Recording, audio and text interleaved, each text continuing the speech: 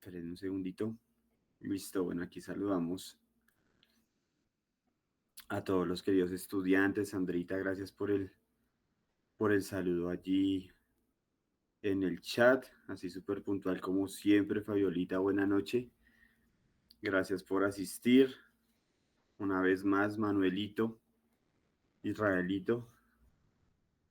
Eh, Uriel, buena noche. Erika, La Paz, buena noche para todos y pues que Dios permita al resto de estudiantes que vienen allí en camino, pues que lleguen a buen tiempo, que no se pierdan ahí tanto de lo que hablaremos en esta noche, obviamente como siempre, o como recientemente damos gracias también allí a Juan detrás de la pantalla también, pues haciendo posible que nos podamos ver aquí todos juntos, ¿no? Bueno, ¿recuerdan hace 8 días de qué hablamos? ¿O de quién? ¿O de quiénes hablamos? ¿Alguien que me recuerde allí en el interno? O si quiere encender el micrófono y recordarnos, refrescarnos ahí la memoria. Así rápidamente, súper rápidamente.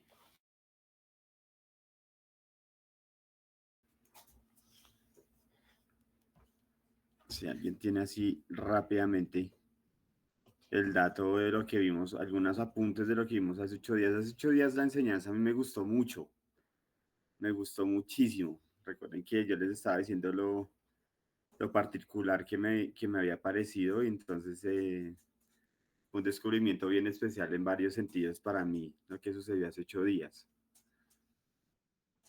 Nadie, nadie. Bueno, espero que sea más bien por pena y no porque no prestaron atención, ¿vale? Bueno, Erika no asistió, sí es cierto. Digamos, en favor de Erika, la idea era que de pronto alguno de los que sí asistió, pues como que nos refrescara, pero bueno, digamos que Erika, ahí como en favor tuyo y pues como en- eh, por, por querer, en el ánimo de seguir como en un mismo hilo, sí, como conductor del tema. Y a propósito de lo que yo les había dicho, que todas estas charlas hasta el final de ya del curso van a ser un poquito más tipo como enseñanzas tal cual extraídas de la escritura, pues así también lo plantea el escritor del libro, ¿no? Hablamos de dos casos bien especiales. Erika y todos seguramente recuerden el suceso entonces de José cuando es, pues, eh, violentado por sus hermanos, ¿no? Todo fue una seguidilla como de circunstancias, una tras otra, que llevaron a José en primera instancia a un pozo, ¿sí? En un lugar llamado Dotán. ¿Listo? Dotán. Entonces, en ese pozo, pues recordemos que los hermanos, pues pensando en qué hacer con él, si asesinarlo, si qué vamos a hacer. Entonces, eh, Dotán es como una ciudad que está ubicada en un sector como que es como muy de tránsito comercial hacia Egipto. Entonces iban pasando mercaderes y ahí fue donde se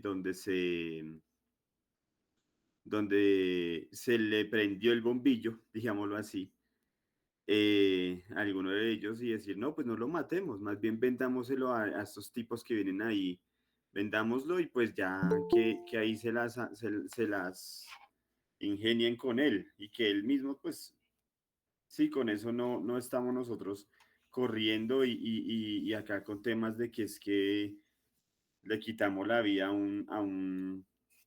al hijo favorito pues de nuestro padre y entonces después con que vamos a salir a nuestro padre, entonces pues nada, pues vendámoslo y listo, ¿sí? Entonces, hasta ahí, eso sucedió en Dotán, perdón, en Dotán. Resulta que muchísimo tiempo más hacia adelante en la escritura, muchísimo tiempo muy adelante en la escritura, hubo un milagro muy sumamente sobresaliente, efectuado obviamente por Dios, en el cual participó el profeta Eliseo, ¿sí? Los reyes, el rey de una ciudad enemiga lo estaba buscando pues, para eliminarlo del mapa, ¿sí? Entonces el rey establece en dónde está el profeta Eliseo y van y le hacen sitio ahí al lado, ¿sí? Dice la escritura que ellos se instalaron en todo un monte, toda una montaña, ¿sí? Entonces,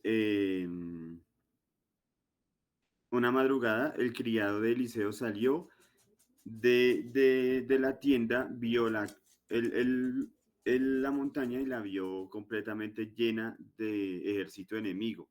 Y el chico se asustó.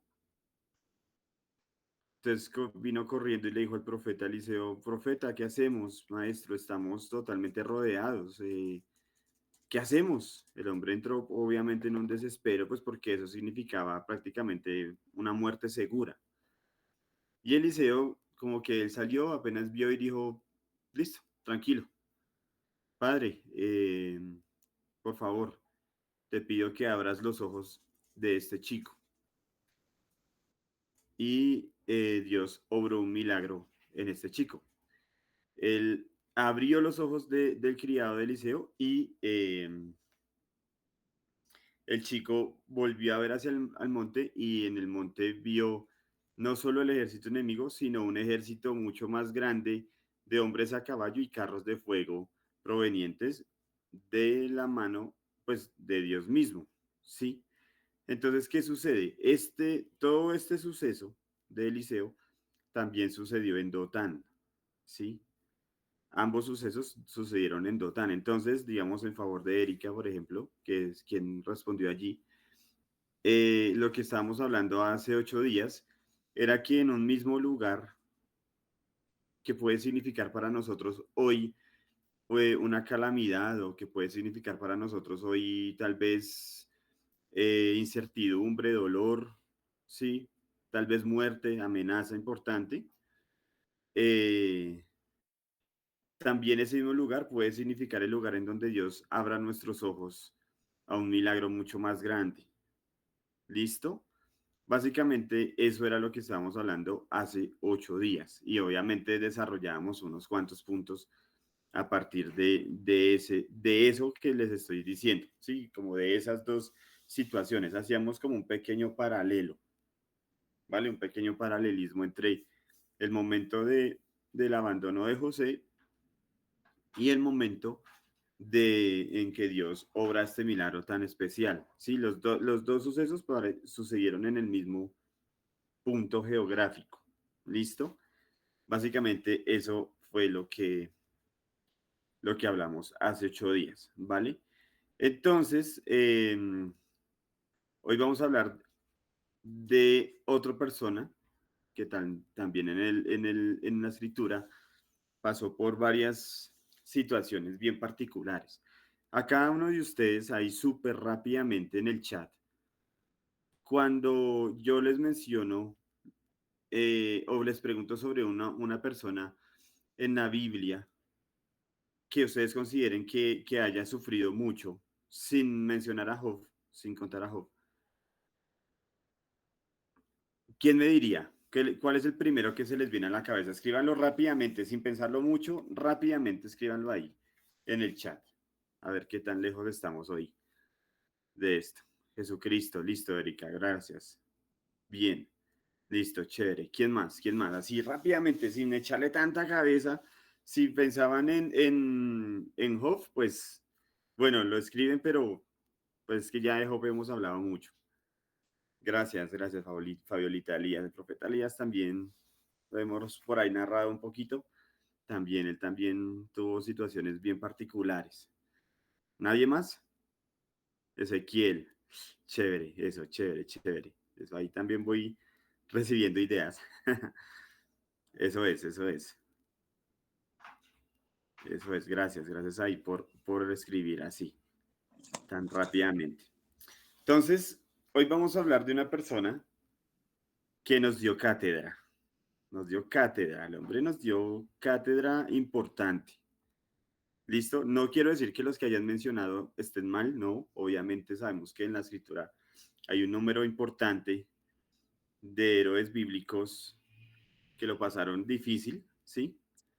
David también, Paz, sí, totalmente. También hemos tocado partes de David que también vale la pena tal vez revisar antes de terminar el curso. Sí, efectivamente. Pero hay un hombre que nos dio un cátedra importante y lo dejo ahí consignado.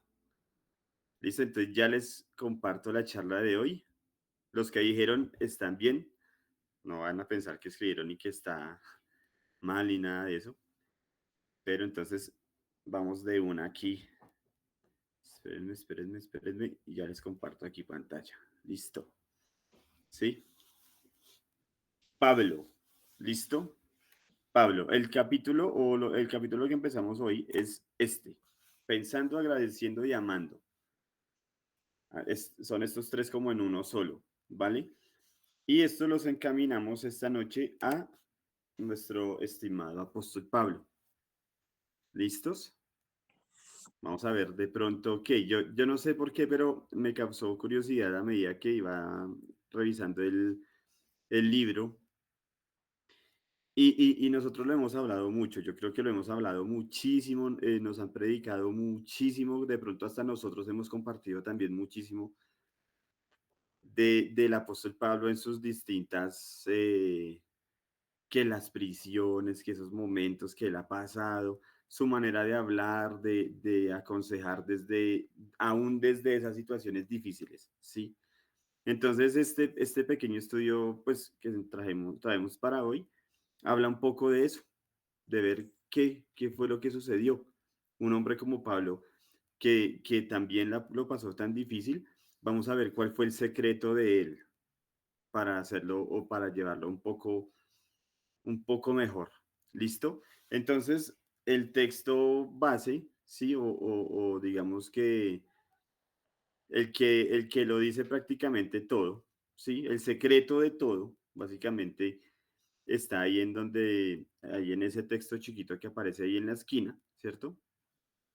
Filipenses 4:11 es bien conocido, de hecho todo el capítulo es bien particular, pero en especial este texto que dice, no lo digo, pues, no lo digo porque tenga escasez, pues he aprendido a contentarme, cualquiera que sea mi situación.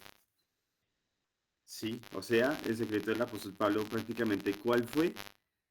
El contentamiento. ¿Listo? El contentamiento. ¿Vale? Ese fue el secreto del apóstol Pablo. Entonces vamos a ver qué podemos extraer del apóstol Pablo frente a a lo que hemos venido hablando. Sí, a lo que hemos venido hablando. Vamos a ver qué nos ha enseñado el apóstol Pablo allí en la escritura. Entonces, el primer punto. El apóstol Pablo fue un hombre que aprendió a sufrir. Cuando hablamos del apóstol Pablo, hablamos del hombre que aprendió a sufrir. Entonces, nos podemos acercar allí al pasaje, por favor. Recuerde tener ahí su Biblia a la mano. Es vital que por favor se acerque los miércoles con Biblia en mano. Yo sé que lo digo todos los miércoles, pero créame que es mucho más enriquecedor, ¿vale? Es muchísimo más enriquecedor. El hombre que aprendió a sufrir, o sea, el apóstol Pablo aprendió a sufrir. ¿Listo? Entonces dice acá, el Señor le dijo, ve, porque instrumento escogido me es este, para llevar mi nombre en presencia de los gentiles y de reyes y de los hijos de Israel. Porque yo le mostraré cuánto le es necesario padecer por mi nombre. ¿Listos? Entonces, detallémonos en especial ese último fragmento o el verso 16, porque yo le mostraré cuánto le es necesario padecer por mi nombre. ¿Mm? ahí quien está hablando es, se está teniendo una conversación, ¿sí o no? Entonces el Señor habla con Ananías. Vemos todo el capítulo, habla sobre la conversión de Saulo y este detalle me llamó la atención, ¿sí? Porque yo le mostraré cuánto le es necesario padecer por mi nombre, ¿sí? Entonces es como que ve y busca a este escogido, ve y busca a Ananías, a esta persona que yo he escogido, para que vaya y predique de mí a muchos, porque yo le voy a mostrar lo que, lo que, lo que debe padecer, lo que debe sufrir. Como que una cosa lleva a otra, ¿sí? Uno, el sufrimiento de Pablo, si se dan cuenta, ¿a dónde lo va a llevar? A hablarle a tantos hombres de los que le habló, ¿sí? Recordemos, obviamente, ya es bien sabido por muchos de nosotros la manera en cómo el apóstol Pablo estuvo moviéndose por Asia. Entonces, aquí empieza a radicar mucho de lo que el apóstol, lo que empezó a configurarse en el apóstol Pablo. ¿Listo? Entonces, para nosotros, vivimos entonces en una época marcada hoy día por la inmediatez, la ansiedad, las cosas inestables, ¿sí? No sabemos qué viene mañana, la economía no sabemos cómo va a estar, no sabemos nuestra salud, no sabemos eh, qué tan fuertes o débiles van a ser nuestras relaciones, ¿cierto? Y frente a muchas cosas que empiezan a levantarse, entonces como que, muchas veces como que empezamos a buscar alternativas, ¿cierto? Para estar mejor frente a, ¿cierto? Entonces empezamos a hablar tal vez no sé, técnicas que coach motivacionales nos dan, personas que tal vez les gusta leer sobre ese tipo de tener ese tipo de materiales, de autoconocimiento, de que tú eres un campeón, de que tú eres, no sé, De la pijama si ya te secaste. de que tú eres, haz esto, haz esta rutina para que De la en pijama. tantos días resultes de esta manera, tómate esta medicina, sí, la confesión positiva que empieza a proliferar en determinadas eh, lugares del cristianismo, sí, pero entonces viene el apóstol Pablo, ¿cierto? A hablar de una paz que es difícil de concebir, sí, que racionalmente es difícil de explicar, sí, esa paz que sobrepasa todo entendimiento, sí. Es esa paz que entonces no viene como de escapar de los problemas, sino de estar en el problema y encontrarse con Dios ahí en medio de la situación, ¿sí? Porque quería hacer el recorderis con la charla de hace 8 días, porque eso fue lo que sucedió, al menos, por ejemplo, con el profeta Eliseo, ¿sí?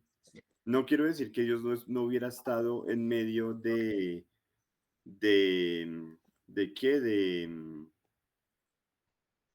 No quiero decir que Dios no hubiera estado en medio cuando José, pero démonos cuenta que el profeta Eliseo, o sea, su criado le dijo, Pantalón. maestro, estamos en medio de una situación delicadísima, maestro. Nos van a asesinar.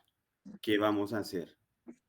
El profeta Eliseo tenía sus ojos puestos en una parte distinta a donde su criado los tenía. El profeta Eliseo sí era consciente de que sí había algo amenazante, pero él estaba viendo más allá, que fue lo que quiso que su criado viera, ¿sí? Entonces, esa es la paz que sobrepasa nuestro entendimiento, es la paz que el profeta Eliseo tuvo en ese momento. ¿Listos? ¿Qué dice acá entonces? Entonces, en todo este estudio lo que vamos a ver es el apóstol Pablo, que el apóstol Pablo también estuvo en medio de situaciones así. ¿Listo? El apóstol Pablo entonces lo entendió perfectamente y escribe precisamente una carta muy famosa, muy querida por todos nosotros, que es la carta a los filipenses. Y además de hablar del contentamiento, hay en alguno de los fragmentos del capítulo 4 en especial, es donde él dice, alégrense en el Señor. Insisto, alégrense, ¿sí? Alégrense, así súper enfático. Ese es el secreto del hombre que aprendió a sufrir, ¿sí? Del hombre que estamos leyendo ahí al frente en el título. Ese era el secreto del hombre que aprendió a sufrir. Alégrense. Entonces, ¿cómo puede alguien hablar de alegría y de paz cuando la vida parece derrumbarse? ¿Sí? ¿Cómo podría llegar a hacer eso?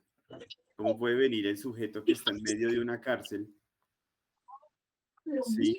Pasando esas vicisitudes, esos momentos tan difíciles, venir a decirme, Andrés, alégrate, ¿cierto? Sandrita, estoy en la cárcel. Ánimo, ánimo porque sí se puede.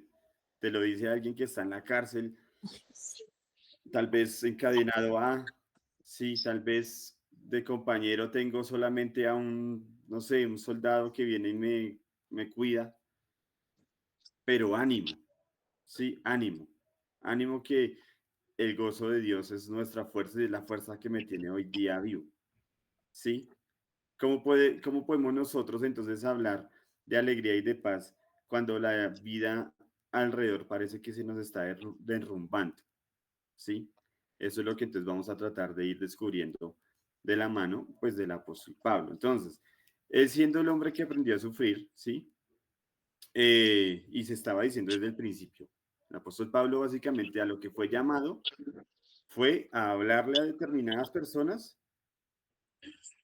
entendiendo los sufrimientos de Jesucristo. ¿Listos?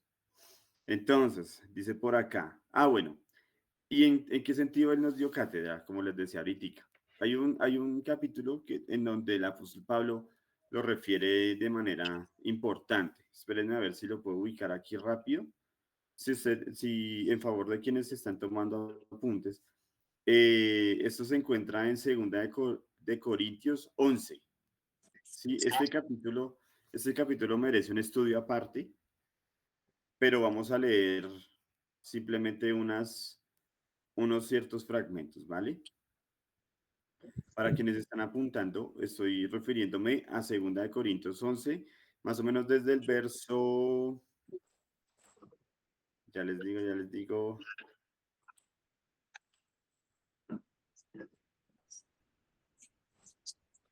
tenemos por acá en el 11:20, yo creo. Leámoslo desde el 11:20, a ver qué tal. Listo, voy a leer en favor de ustedes. Yo te podría molestar, Erika, perdóname la vida, si tú me regalas tu micrófono. Sí, qué pena, gracias, Erika, muy amable. Yo les dije que 2 Corintios 11, ¿cierto? Leamos más o menos desde el 20. Dice, pues toleráis si alguno os esclaviza, si alguno os devora, si alguno toma lo vuestro, si alguno se enaltece, si alguno os da bofetadas. Para vergüenza mía lo digo, para eso fuimos demasiado débiles. Este capítulo merece un estudio aparte, pero téngame paciencia. Pero en lo que otro tenga osadía, hablo con locura, yo también tengo osadía. ¿Son hebreos? Yo también. ¿Son israelitas? Yo también. ¿Son descendientes de Abraham? También yo. ¿Son ministros de Cristo? Como si estuviera loco hablo. Yo más. En trabajos más abundantemente. En azotes sin número. En cárceles más. En peligros de muerte muchas veces. De los judíos, 5 veces he recibido 40 azotes menos uno. 3 veces he sido azotado con varas. Una vez apedreado. 3 veces he padecido naufragio. Una noche y un día he estado como un náufrago en alta mar. En caminos muchas veces. En peligros de ríos. Peligros de ladrones. Peligros de los de mi nación.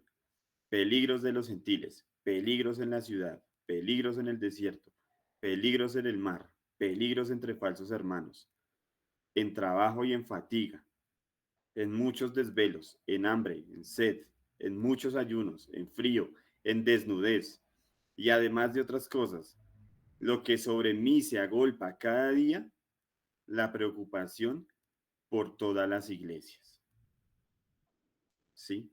O sea, me parece que este último versículo que leo, el 28, es un giro argumental tan tenaz. O sea, yo he leído este pasaje en muchas ocasiones, pero para hacer el estudio, obviamente uno entra a este pasaje con una exposición distinta. Y yo voy pensando en que el apóstol Pablo, no sé, va a terminar el texto de otra manera, o sea, de otra manera diferente. Y uno viene y dice, hey, el apóstol Pablo sufrió todo esto que se relató,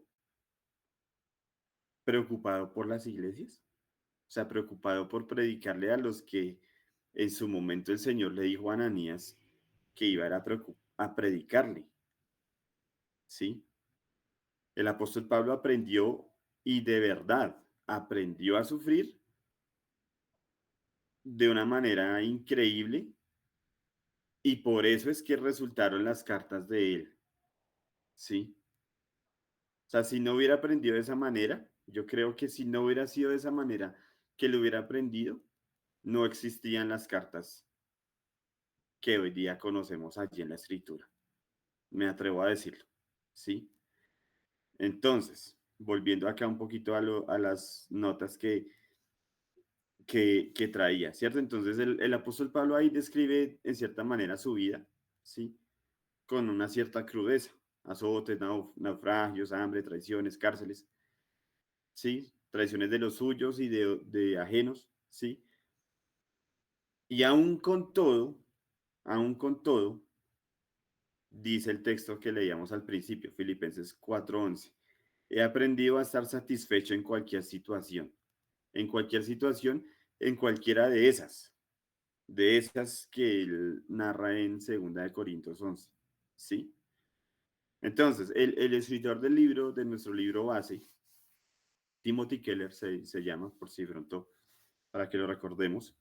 Él comenta que las cartas de Pablo son catálogos vivos de sufrimiento, pero más allá de ser catálogo vivo del sufrimiento, es un testimonio indestructible de la fe, o bueno, más bien un testimonio de fe indestructible, ¿sí? Entonces, por ejemplo, aquí en una cita que tomé directamente del libro, dice, Pablo no era un mártir resignado, sino un hombre que encontró gozo en medio del dolor, ¿sí? Él no fue un mártir resignado, él no simplemente no asumió lo que debía vivir y ya como que bueno, padre, pues si yo tengo que sufrir, pues está bien, vayamos a ver hasta dónde me da la vida. ¿Mm? Él llegó hasta las últimas, prácticamente convirtiendo la cárcel en su púlpito. Sí, por esa misma preocupación, esa era la preocupación que él decía ahí en 2 Corintios 11, ahí terminando el relato que les comenté ahora. Sí, era como como ese motorcito, ¿no? Que él tenía. ¿Listo? Pablo entendió que el sufrimiento no lo destruía, sino que como que lo moldeaba, lo moldeaba. El sufrimiento lo iba haciendo diferente a él. El sufrimiento nunca lo alejó de Dios, sino que lo empujaba más hacia él mismo, hacia Dios mismo. ¿Sí? Creo que lo vamos a revisar ahorita más adelante. Sí, Pablo entendió que esa es la escuela del dolor, es una escuela del dolor. Y en esa escuela aprendió algo que todos necesitamos, ¿sí? Que el dolor no solo se soporta, sino que el dolor realmente es redentor cuando nos lleva a depender de Dios. Esto se los voy a repetir. El dolor no solamente está para soportar, para ser soportado, sino que el dolor puede ser redentor cuando nos lleva a depender totalmente de Dios. ¿Listo? Nos, nos lleva a entender el dolor como redentor. ¿Listo?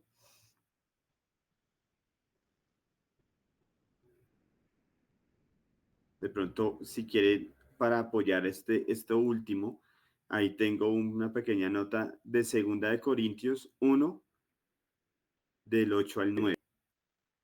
¿Listo? 2 Corintios 1, del 8 al 9. Voy a leerlo así súper rápidamente. Hermanos, no queremos que ignoréis acerca de nuestra tribulación que sobrevino en Asia, pues fuimos abrumados sobremanera, más allá de nuestras fuerzas, de tal modo que aún perdimos la esperanza de conservar la vida. O sea, dense cuenta hasta dónde, dense cuenta de cómo lo dice él. Pero tuvimos en nosotros mismos sentencia de muerte, para que no confiásemos en nosotros mismos, sino en Dios, que resucita a los muertos. Sí, o sea, tuvieron amenazas de una manera tenaz. Temieron por sus vidas, se vieron prácticamente muertos en situaciones. Lo tomaron como sentencia de muerte, ¿sí?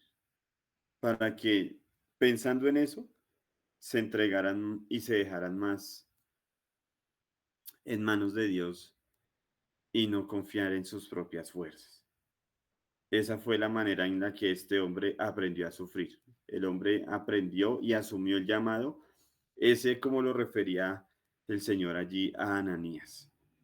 Sí, él lo supo asumir. ¿Listo? Siguiente punto. Nos encontramos con la paz que sobrepasa todo entendimiento. ¿Listo? Lo hemos hablado muchas veces, ¿cierto? Se ha predicado incontables veces. Yo creo que este solo puntico se narra así solito. ¿Listo? Pablo lo dice entonces ahí en Filipenses 4, 6 al 7, lo estamos viendo en pantalla. Que no se inquieten por nada, más bien en toda ocasión y ruego presenten sus peticiones a Dios. Denle gracias y la paz que sobrepasa todo entendimiento cuidará sus corazones y pensamientos en Cristo Jesús. Este solo texto, estos dos versículos merecen un estudio aparte también. ¿Listo? Merecen un estudio aparte. Yo se los voy a dejar ahí, obviamente se los dejo ahí para que cada uno de ustedes los pueda revisar y, y luego seguramente volvamos a ellos. ¿Listo? Entonces, Lore, buenas noches, perdóname allí. ¿Serías tan amable de ayudarme con tu micrófono, por favor? Qué pena ahí molestar tanto. Listo, tengamos ahí esos textos. Es importante tenerlos ahí, ¿vale? Entonces, esta paz no siempre es tranquilidad emocional. Sí, no estamos hablando de una mera tranquilidad emocional. Sí, no estamos hablando, mis queridos estudiantes,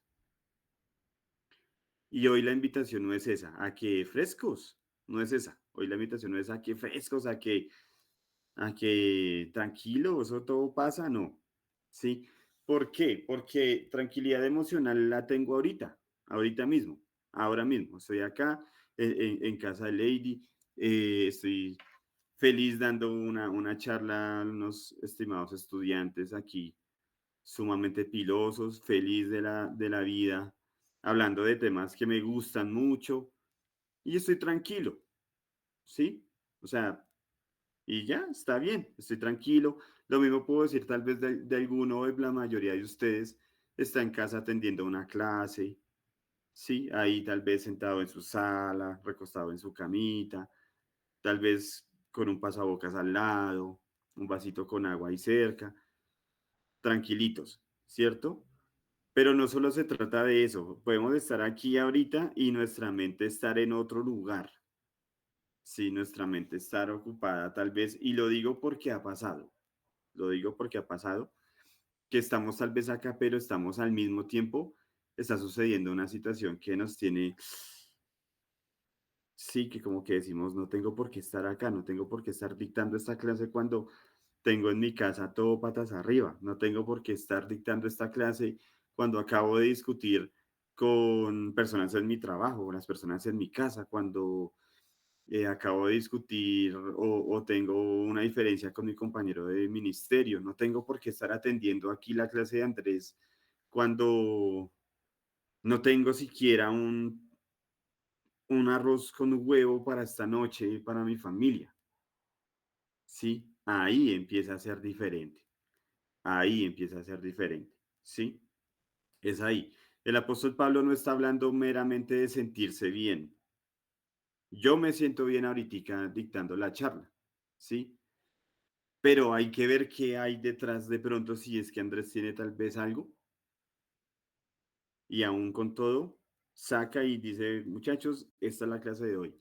¿Sí? Pablo no está hablando de eso, sino de un estado espiritual en donde él sabe que Dios es quien protege su alma. ¿Sí? Entonces, el escritor del libro, Timothy Keller, explica algo sobre la apartada, sobre la palabra guardará o cuidará. Esa palabra utilizada ahí en el fragmento de la paz que sobrepasa todo entendimiento, cuidará sus corazones. ¿Sí? Eh, él enseña que este cuidará o guardará proviene de un término militar, el término se los quedo debiendo, no sé por qué no lo escribí, proviene de un término militar que significa rodear, fortificar una ciudad y custodiarla contra una posible invasión. ¿Sí? Vuelvo y repito. El cuidará significa rodear, fortificar una ciudad o custodiarla contra una invasión. O sea, que esa paz de Dios lo que hace con nuestros corazones y pensamientos es eso, es prácticamente levantar unos muros alrededor de nuestro corazón y nuestras mentes, ¿sí? No es simplemente un cuidado así, eh, no sé, yo pensaba un poco de cuando uno está preparando el chocolate y es ahí encima como que nada vaya a pasar, que nada vaya a pasar. No, no, no, no es eso. Es que ya dado por hecho. Sí, es algo mucho más profundo. Sí, por eso les decía que este solo texto, el que tienen en pantalla, merece un estudio completamente aparte, solito, de punto a punto. ¿Listo? De coma a coma. ¿Vale? Si nos da el tiempo en algún momentito, seguro que podamos revisarlo. Sí, entonces, la paz de Dios no es no es la mera ausencia de miedo, sino la presencia de Dios, la presencia de un ejército invisible alrededor de nuestro corazón, un ejército que Él pone ahí en nuestro corazón. Sí, es la certeza de que aunque no podemos controlar el futuro, Dios está presente en él. No sabemos qué va a pasar mañana, no lo sé, pero sí sé que Dios en su voluntad está presente. Es distinto, ¿vale? Es distinto. Jesús prometió esa misma paz a sus discípulos antes justamente de ir a la cruz. La paz les dejo, mi paz les doy. Pero recuerden que esa paz no es como el mundo la da. Y como la da el mundo, yo creo que cada uno de ustedes tiene una definición para eso.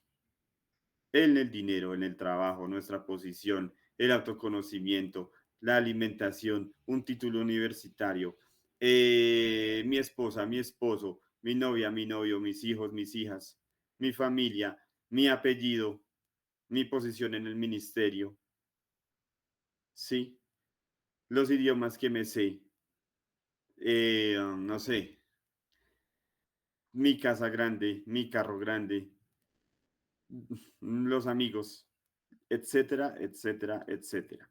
Sí, mi paz os doy. Yo no se las doy como el mundo se las da. Sí, el mundo entonces ofrece una paz que depende de las circunstancias. Ese listadito que les acabo de dar depende de las circunstancias, depende de otras cosas. Sí, la paz de Cristo depende solamente de su presencia misma. ¿Listo? Para que lo tengamos ahí súper claro. Avancemos aquí rápidamente. Esto es el tercer punto. Dice ahí, el hombre que aprendió a contentarse, ¿cierto? Vimos al principio el hombre que aprendió a sufrir, pero el hombre no se quedó solo con eso. Él aprendió a contentarse, ¿cierto? Entonces dice, eh, he aprendido, lo leíamos al principio, he aprendido a estar satisfecho en cualquier situación, he aprendido a vivir en todas y cada una de las circunstancias que la vida me ha traído, ¿sí? Entonces aquí, ¿en qué hay que detenernos? En el aprendí, he aprendido, el aprender. Cuando uno aprende algo, significa que no es realmente así adquirido, ¿sí? Significa que el apóstol Pablo no nació con ese contentamiento, él tuvo que desarrollarlo, ¿sí o no? ¿Sí? No es algo innato, es adquirido, ¿sí? Entonces, se dice ahí en el relato, en el texto, Pablo no nació con un temperamento tranquilo. Tengo entendido y por registros que por ahí puede que haya, que el apóstol Pablo era un hombre pesadito. El hombre parece que era un hombre severo, recio, ¿sí? Seguramente él tuvo que darse al Espíritu Santo y que el Espíritu Santo fuera moldeándole tal vez, ¿cierto? Moldeando allí su carácter, ¿sí? Fue transformado por el Espíritu. Keller, entonces comenta el escritor del libro, dice que Pablo no habla de tener un don natural, ¿sí? Él no lo habló como si ya fuera un don completamente natural en él. Él lo aprendió. Y la buena noticia esta noche, ¿cuál es? Que si un hombre, que si solo un hombre en esta historia lo logró, significa que usted y yo también podemos llegar a hacerlo. ¿Sí? Si un hombre como el apóstol Pablo lo logró, su merced y yo podemos llegar allá también. ¿Listo? Pero démonos cuenta desde ya a qué habría que enfrentarnos. ¿Vale? No quiero ir más allá, cada quien está entendiéndome ahí. Sí, el contentamiento cristiano, entonces no es simplemente resignación pasiva de que, bueno, yo lo que la vida me traiga y pues yo le pongo el pecho, sino es confianza activa, es moverse, es decir, sí, está sucediendo esto, estoy pasándola mal, pero mi Cristo es suficiente, mi Cristo es suficiente, ¿sí? Eso decía, en eso redundó el encuentro con el apóstol del apóstol Pablo y el Padre, cuando el apóstol llegó a él y le decía, Padre, tengo una situación que me está doliendo mucho, es un aguijón en mi carne que no sé qué hacer, ¿sí? 3 veces he venido ya y sigo igual. Y la respuesta del buen Dios fue, bástate mi gracia, bástate mi gracia.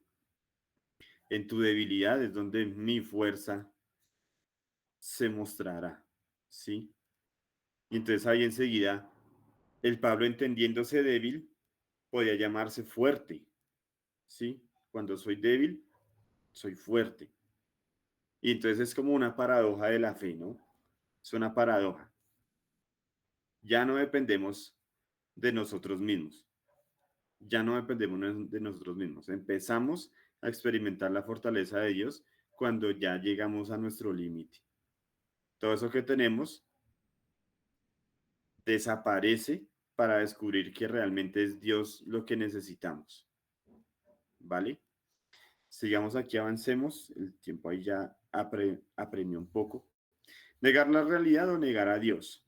Filipenses 4:8. Sí, también texto sumamente conocidísimo, eh, para que lo puedan apuntar ahí, ¿no? En las, en sus registros, si lo tienen por allí, que es todo lo que nos invita a pensar en todo lo verdadero, todo lo honesto, todo lo justo, todo lo puro, todo lo amable, todo lo de buen nombre. Si hay virtud alguna y si hay algo digno de alabanza, es en esto en lo que tenemos que pensar. ¿Sí? Muchos libros, muchas corrientes psicológicas, tal vez filosóficas, proponen que para alcanzar la paz hay que eliminar los pensamientos negativos, no pensar en lo malo, no atraiga esas cosas, ¿sí? Dicen ellos. Pero el apóstol Pablo no lo enseña. Él no dice que ignoremos las cosas que suceden. Él nos dice sobre lo que sucede, pensemos correctamente sobre todo lo que sucede. Y el escritor del libro nos invita así, esto también es sacado textualmente de allí. La paz cristiana no es ausencia de pensamientos negativos. La paz cristiana es la presencia de Dios. Así de simple. La paz nuestra es la presencia del Dios mismo. ¿Sí? El creyente entonces no cierra sus ojos ante el dolor necesariamente y evita ver las cosas, no. Él mira el sufrimiento de frente, pero con los ojos puestos en Cristo. El profeta Eliseo salió, vio el monte con sus propios ojos y estaba completamente lleno de ejército enemigo. Pero más allá, él tenía sus ojos abiertos a una realidad espiritual también. Hombres a caballo y carros de fuego. Y eso, y pudo presenciar un milagro allí, ¿sí? El mismo Jesucristo entonces va narrando y lo va diciendo a los suyos. En este mundo van a tener aflicción, van a pasarla difícil, pero confíen, yo ya vencí estas cosas, ¿sí? Entonces negar una realidad no necesariamente produce paz, si no estamos hablando de eso. Confiar en Dios que gobierna esa realidad, en cambio, sí produce paz, ¿sí? Y ya avancemos, yo creo que démoslo hasta ahí, avancemos hasta nuestro último punto de esta noche, la roca en medio de la tormenta. Entonces el escritor del libro, allí Keller, él da una pequeña, eh,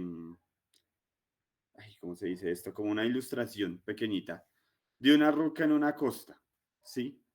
Una roca en una costa. Entonces las olas en todo momento están golpeando, golpeando, golpeando con en su furia particular y característica. Y en ocasiones, ¡pum!, la cubren por dentro a esa roca. Pero en un momento el mar se retira, el mar se calma, el mar se va, pero la que queda ahí es la roca. ¿Sí? Ahí, firme, intacta, ¿sí? Entonces, así es la vida del creyente, dice él, que ha aprendido a descansar en Dios. ¿Sí?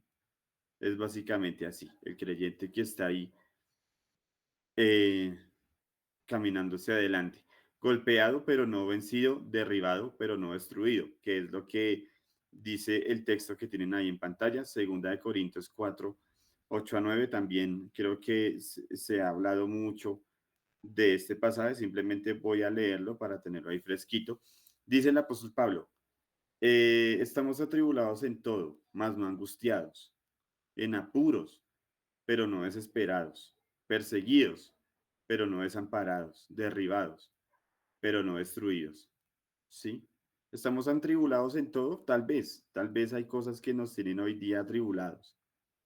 En apuros, seguro, tal vez, alguna que otra cosa, pero no desesperados. Perseguidos, tal vez estamos pasando por situaciones en donde hasta puede que nuestra fe nos lleve a cosas que nos pongan a decir, ay, pero bendita la hora en que yo quise ser cristiano, derribados, golpeados, dolidos, pero no completamente destruidos. Esa es la invitación a tener en cuenta al apóstol Pablo. Entonces acá, cuando el alma confía en Cristo, las tormentas entonces no desaparecen.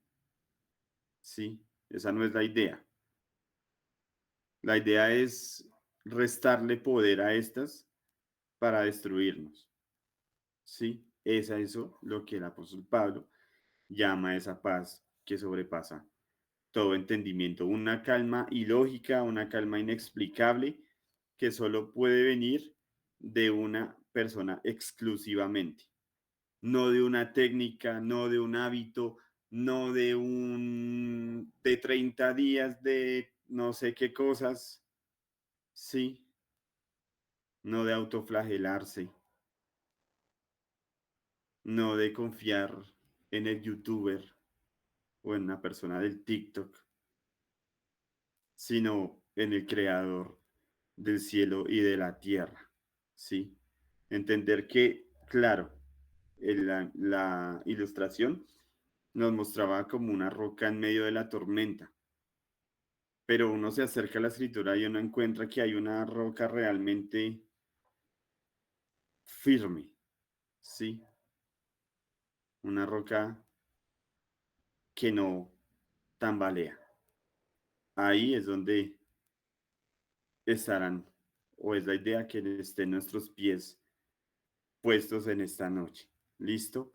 Sostuvo al apóstol Pablo en la cárcel, su cárcel fue su púlpito, sostuvo a Jesucristo en la cruz, y ese es el Dios que hoy nos promete que su paz estará con nosotros, como en Filipenses 4:9.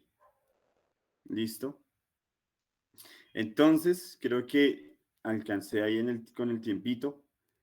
Básicamente, eso era nuestra enseñanza de esta noche, como para alimentar un poquito más la de hace 8 días con nuestro querido José y el querido profeta Eliseo. Este es solo un texto ahí ya para terminar. La paz que Dios promete no se aprende en los días de sol, sino en las noches de tormenta. Sí, la paz que Dios promete no se aprende en los días de sol, sino en las noches de tormenta, como el apóstol Pablo nos enseñaba en su, o bueno, como está ahí consignado que el apóstol Pablo lo vivió. Listo, entonces, en favor de cada uno de ustedes, eh, voy a orar, ¿cierto? Y ponemos en manos de Dios esta noche. Gracias a ustedes por su compañía, por la participación. Es bonito verlos ahí que escriben y responden a las cositas. Entonces, nada, con humildad me acerco a ustedes con la felicidad de poder servir de esta manera, ¿vale? Oramos y terminamos. No se desconecten, sigue nuestra clase de Apocalipsis y que Dios les bendiga a todos, ¿vale? Acompáñenme allí a orar entonces. Padre, yo te doy simplemente gracias por un día más de vida, como siempre.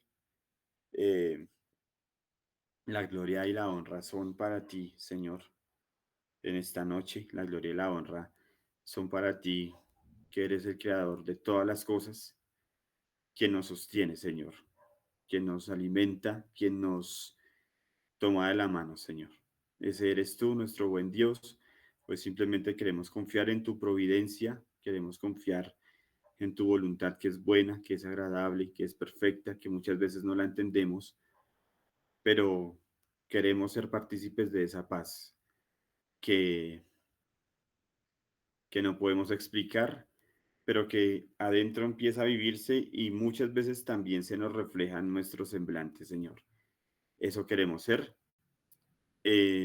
para nosotros, para lo que para aquellos que nos rodean, Señor. La gloria y la honra, la alabanza, el reconocimiento, sean todos para ti, Señor. Te doy gracias por cada uno de los estudiantes de este curso en esta noche, aquellos que no pudieron entrar, también que tu Espíritu Santo les bendiga allí en donde se encuentren y simplemente sigue tú dando orden y claridad a las situaciones, Padre.